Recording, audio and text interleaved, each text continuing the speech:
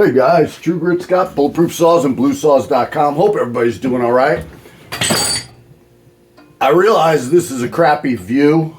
I got 4 workstations to work on saws where I'm sitting. I really use this as a catch-all, and I don't usually use it, but every other bench is filled up at the moment. So, pardon the ugly background. Not that the other one's a lot better. I had 4 G466s that I had to get pre-flights done on this week, and in these they're going to all different customers, and some of the guys ordered the HLIC carb to go with it, because even this one here, this is the 4th one, 4 in a row with Anaconda carbs. There's an Anaconda carb out of one of the other ones that I did, and I usually I hang on to them because I'm a hoarder, but I really have no use for them at this point. The shame about them is they look like they're really decently made. They just don't seem to run right, and I'm going to qualify that. And what I mean is, over the last, I'm going to tell you, it's been a good 6 months since I really, or maybe even a year, since I tried to give one a good run. I'm going to say they're 50-50. Maybe half of them work, but I never feel that I could get it idling correctly and tuned all the way out for max RPMs on them. So they work, just not perfectly, whereas the HLICs are dead on perfect. This one's actually not getting an HLIC. So, but I was pulling off the back as I'm going through the whole pre-flight process. 2 of the 4 that I wound up doing had broken carb studs. I have one actually in a box right here. So the carb stud was there, the nut was on the carb stud, but it was cracked right where it goes through the handle, broken off. So I don't know if they over tightened it, because a lot of times it almost looks to me like maybe they use those the nuts to pull it through so the splines stick into the handle. I don't know that they do that, but I had 2 of them in a row. I opened up one box, broken stud. I'll have to swap that out.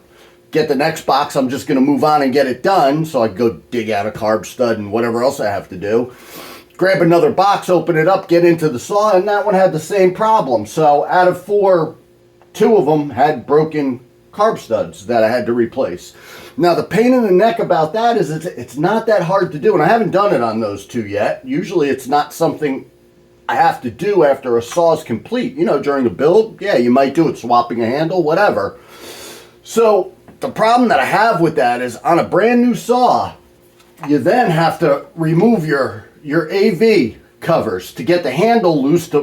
I could probably just get the handle bent down after I, pull off the carb, pull everything to do the carb stud. Popping these guys out, I made a little tool for it that I got to dig up. You wind up, you could very easily chip the paint, and listen, it's not the hardest job in the world, guys, but it's a pain in the ass. And, well, our customers will never see that themselves, but for you guys buying direct, those are the things you're going to put up with. Then you're going to have to, prove that was your issue, send pictures, have that go back and forth, however that works. And then they'll send you a new carb stud, and then you got your half hour, or maybe if you're not good at it, it'll take you an hour. You do it yourself. So to me, that screams why you buy a saw from a legit dealer, but I'm not going to go into that. You guys can figure it out. Hour of your time's not worth it, or it is worth it. It just depends. So the other thing that I really wanted to talk about real quick, and the main reason I wanted to make this video before I start blabbing, is the stainless mufflers. They come with spark arresters, which is great. The problem that I have, and I've seen it 2 different ways, they're held on with little screws and nuts to hold the spark screen in there. I've seen some where the nuts are actually welded to the inside of the cover, but like this one here, these nuts were loose, and I'm scared of these nuts backing off when somebody's running a saw and getting ingested through the exhaust and taking out a cylinder. if you're going to remove them, that's fine. Then you have two little holes there, which I don't think anybody overly cares about. But those nuts, so what I'm doing, because I don't know if the fella who's going to get this is going to run the screen. Maybe he's going to pull the screen out. So if I even just drop a little bit of solder on them to hold those nuts so they won't come out, I might be causing the end user a problem.